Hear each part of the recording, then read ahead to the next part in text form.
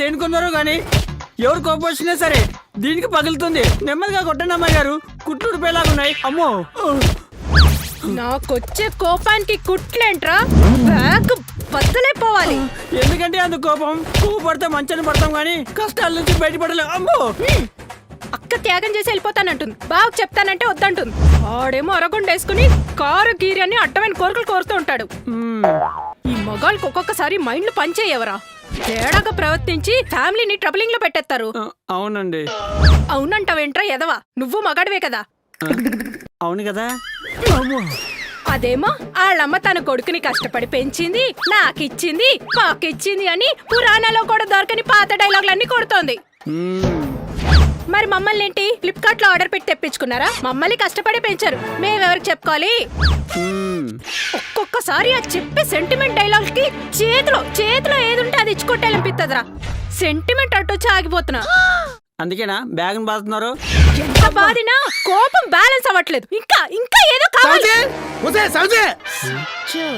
బాగా వస్తున్నట్టున్నాడు, బ్యాలెన్స్ అవుతుందేమో చూడండి. రారో గుండంకుల్, నీ షిప్ సీజ్ అయిపోద్ది.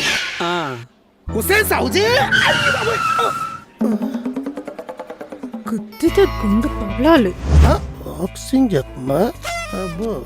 బస్ స్టాండ్ లో ఆ మరీ పనికి ఏమన్నా వెళ్తారేంటి? నెత్తికి తుమాలు కట్టావు,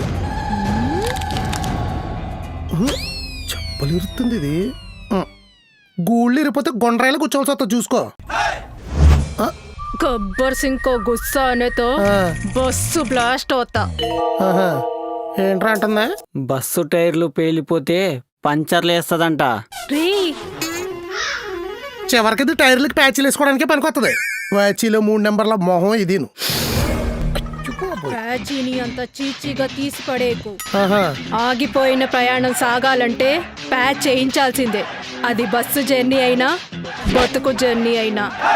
బా ఎలా అప్పుడప్పుడు అంతే అలా.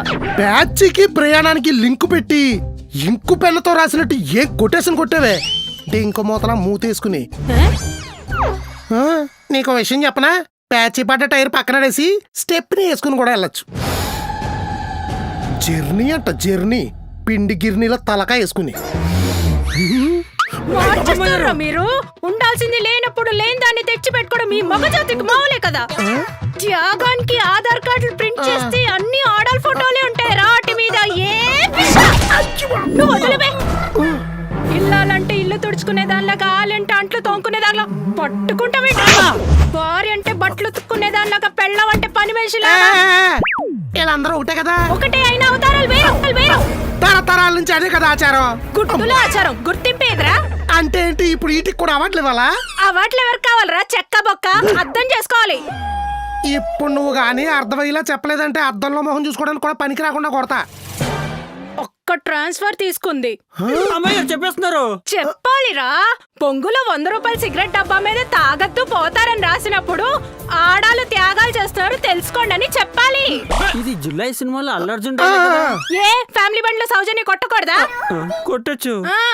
హలో, కాపీ కొట్టిన కంటెంట్ కలెక్షన్ బాగానే పెట్టావు గానీ ఎమోషనే కొంచెం ఎక్కువైంది. ఎక్కువైతేనే కదా ఎవరికైనా రీచ్ అయ్యేది. ఎక్కువ చేయకాడు చూడు. బా మొహం మీద ఎండ కొడుతుందా, ఇటు చూద్దాం.